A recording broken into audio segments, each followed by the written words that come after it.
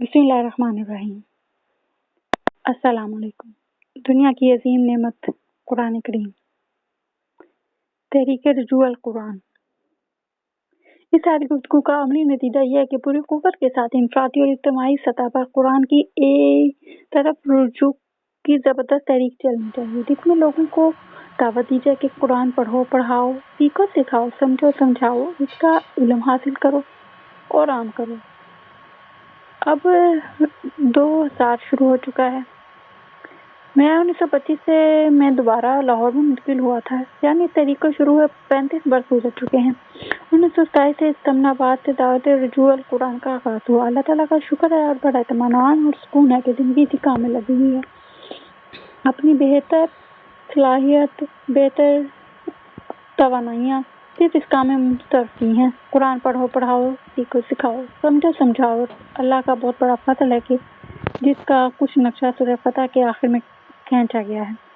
جیسا ایک کسان نے کھیتی لگائی، ہل چلایا، بیج دیا، پانی دیا اور پھر باران رحمت آ گئی، اور اب اس سے بیج پھوٹ رہے ہیں، پتیاں نکل رہی ہیں، اور پھر وہ کھیتی اپنے نال پر کھڑی ہو گئی ہے۔ اس کا کاشتکار کو وہ منظر بہت بھلا لگتا ہے اور بہت اچھا لگتا ہے، اور وہ بہت خوش ہوتا ہے اور اس کا دل باغ باغ ہوتا ہے کہ میری محنت برابر ہو رہی ہے۔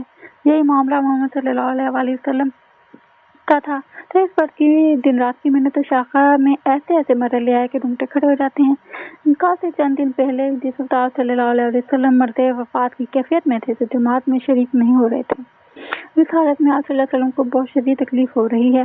سر میں درد بہت شدید تھا۔ جس وقت ذرا سا فاقہ ہوا تو حجرے کے دروازے کا پردہ اٹھا کر دیکھا تو مسجد میں نماز ہو رہی تھی۔ حضرت ابوبکر صدیق رضی اللہ عنہ امامت کروا رہے تھے۔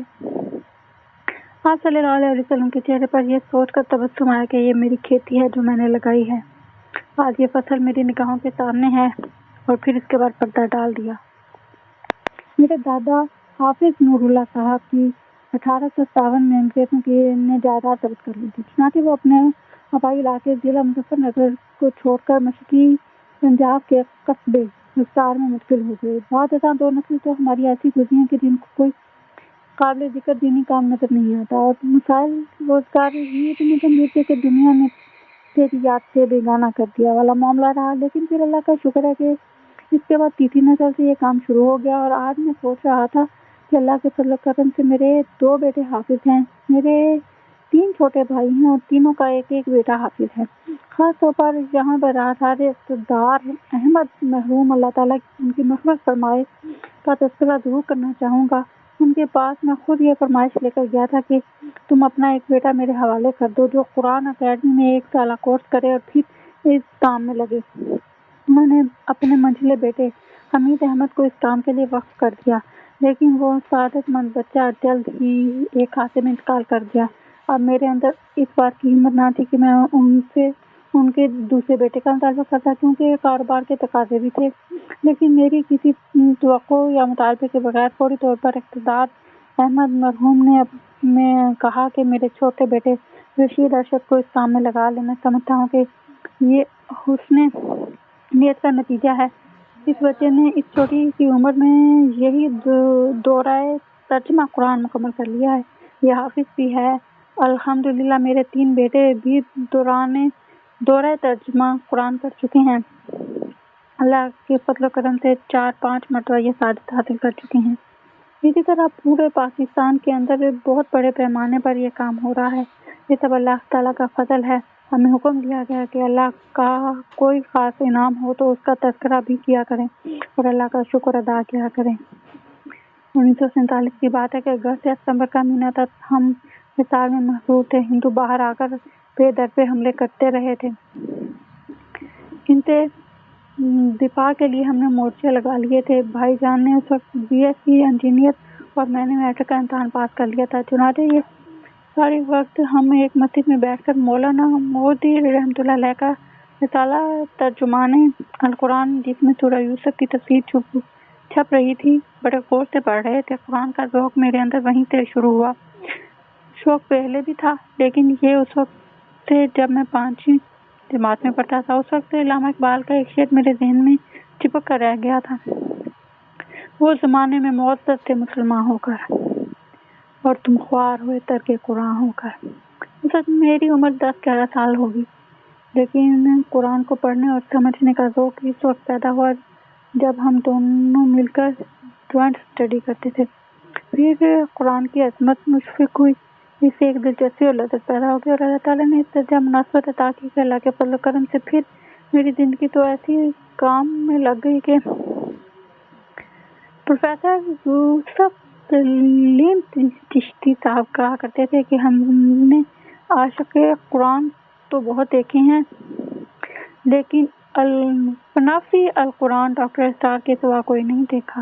حالانکہ وہ مولانا احمد علی کے بہت قریب رہے، جس زمانے میں حمایت اسلام ایک تبلیغی کالج ہوا کرتا تھا، اس وقت وہ اس کے پرنسپل تھے اور اس کے منتظم مولانا احمد علی رحمۃ اللہ علیہ ہوتے تھے۔ ان کا ان سے بہت قریبی ربط تھا۔ حضور صلی اللہ علیہ وسلم نے حجۃ الوداع کے موقع پر فرمایا تھا، قریش نے کیلنڈر میں اونچی نیچ کر دی تھی، انہوں نے اشہر حرم آگے پیچھے کر دیے تھے، لیکن حجۃ الوداع کے موقع پر صحیح تقویم کے مطابق حج ہوا تھا۔ حضور صلی اللہ علیہ وسلم نے فرمایا، آج سے نسخ کا قاعدہ منسوخ ہوا، آج وقت کی تقویم وہی آ گئی ہے جس پر اللہ تعالیٰ نے کائنات کو پیدا کیا۔ تو یوں سمجھیے کہ یہ تحریک قرآنی میری پھوپھی زاد بھائی شیخ نصیر احمد مرحوم کے مکان سے اور پھر مسجد خضرا سمن آباد سے درس قرآن کی صورت میں شروع ہوئی تھی، اور پھر 10 برس تک دعوت القرآن کا جو ڈنکا بجا ہے وہ اسی عرض سمن آباد میں تھا۔ پورے شہر سے کھچ کر لوگ آیا کرتے تھے اور قرآن پاک کی تعلیم حاصل کیا کرتے تھے۔ یہ جگہ قرآن مجید کی دعوت کا مرکز بنے، اور میں اس بات کا اعلان کرتا ہوں کہ قرآن اکیڈمی ماڈل ٹاؤن کی طرز پر یہاں بھی انشاءاللہ تعالیٰ ایک چھوٹی سی جامع القرآن تعمیر ہوگی، اور اسے ذرا چھوٹے پیمانے پر ایک مرکزی حیثیت حاصل ہو جائے گی۔ قطعی نعمت کے تقاضے، قرآن مجید سب سے بڑی نعمت ہے، تو اللہ تعالیٰ کے ہاں اس نعمت کا حساب بھی ہوتا ہے۔ پھر قیامت کے دن تم سے ان تمام نعمتوں کا حساب کتاب بھی ہوگا، یعنی تم نے میری نعمت کا صحیح استعمال کیا یا نہیں۔ نعمت قرآن کا استعمال ایک تو یہ ہے کہ قرآن پڑھو، پڑھاؤ، سیکھو اور سکھاؤ، اس کے نور کو عام کرو، لیکن اس کا دوسرا معاملہ یہ ہے کہ اس کتاب کے نظام کو قائم کرنے کے لیے تن من دھن کی بازی لگاؤ۔ یہ صرف پڑھنے کے لیے نہیں آئی ہے، یہ اس لیے بھی آئی ہے کہ ہمارے سارے پیسے اس کے مطابق ہوں۔ قرآن مجید سب سے بڑی نعمت ہے، تو اللہ تعالیٰ کے ہاں ان نعمتوں کا حساب بھی ہوتا ہے۔ پھر قیامت کے دن تم سے ان نعمتوں کے بارے میں حساب کیا جائے گا کہ نعمت قرآن کا استعمال ایک تو یہ ہے کہ قرآن پڑھو، پڑھاؤ، سیکھو، سکھاؤ، اس کے نور کو عام کرو، لیکن دوسرا معاملہ یہ کہ اس کتاب کے نظام کو قائم کرنے کے لیے تن من دھن کی بازی لگا دو۔ صرف پڑھنے کے لیے نہیں آئی ہے، یہ اس لیے بھی آئی کہ ہمارے سارے فیصلے اس کے مطابق ہوں۔ وَمَن لَّمْ يَحْكُم بِمَا أَنزَلَ اللَّهُ فَأُولَٰئِكَ هُمُ الْكَافِرُونَ هُمُ الظَّالِمُونَ هُمُ الْفَاسِقُونَ۔ جو اللہ کی اتاری شریعت کے مطابق فیصلہ نہیں کرتے تو وہ کافر ہیں، وہی تو ظالم ہیں، وہی تو مشرک ہیں، وہی فاسق ہیں۔ ہم انفرادی طور پر اللہ کا شکر ہے کہ ہم مسلمان ہیں، ہمارا نظام کافرانہ ہے، ہماری معیشت سود پر مبنی ہے، یہ اللہ اور اس کے رسول صلی اللہ علیہ وسلم کے خلاف بغاوت ہے، ہمارے خلاف اللہ اور اس کے رسول کا اعلان جنگ ہے۔ قرآن مجید کی دعوت کا خلاصہ یہ ہے کہ سارے نبیوں نے کہا، اے میری قوم کے لوگوں، اللہ کی بندگی کرو، اس کے سوا تمہارا کوئی معبود نہیں، اور اللہ کی بندگی کرو اور میری اطاعت کرو، اللہ کی بندگی کرو اور پرستش کرو، لیکن اس کے لیے اپنی اطاعت کو خالص کرتے ہوئے۔ قرآن مجید میں ارشاد فرمایا گیا اور انہیں اللہ تعالیٰ کی بندگی کا ہی حکم دیا گیا، اطاعت کو اسی لیے خالص کرتے ہوئے یکسو ہو کر۔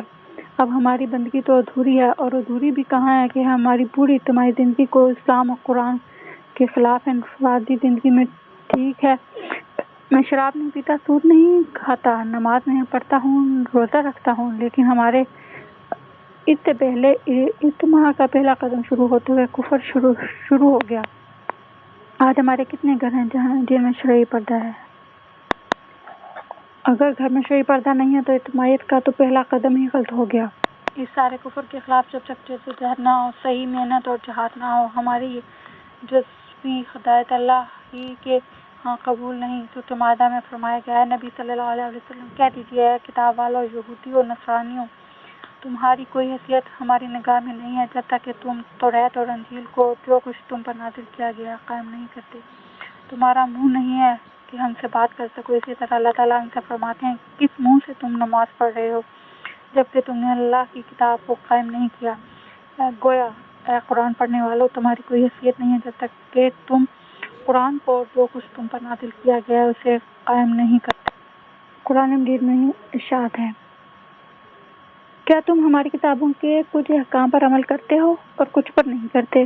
تو جان لو کہ تم میں سے جو کوئی یہ حرکت کرے اس کی سزا اس کے سوا کچھ نہیں کہ اسے دنیا میں بھی ذلیل و خوار کر دیا جائے اور قیامت کے دن شدید ترین عذاب میں جھونک دیا جائے، اور جو کچھ تم کرتے ہو اللہ ان سے غافل نہیں ہے۔ انجیل میں ارشاد ہوتا ہے، بے شک اللہ تعالیٰ نے مومنوں سے ان کی جانیں اور مال جنت کے عوض خرید لیے ہیں، بس اس بے پر کہ جو تم نے اللہ سے کی ہے خوشیاں مناؤ۔